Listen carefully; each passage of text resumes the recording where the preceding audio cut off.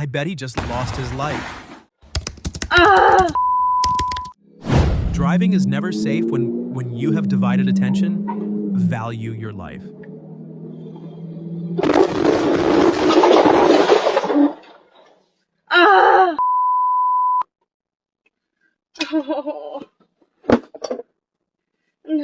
Here's an apprentice who is not competent enough.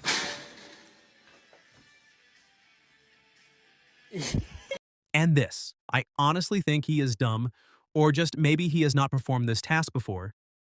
This is clearly avoidable. I can't believe I am watching this right now.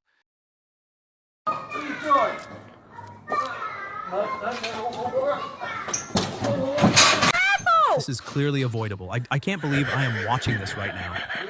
This is not worth it. And just when I was getting over with the 2 and the ladder earlier, here's another one. Look at the angle of the ladder, and I don't see this is secured enough.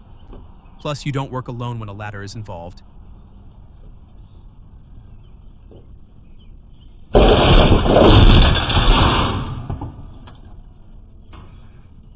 I end with another ladder. Always be safe.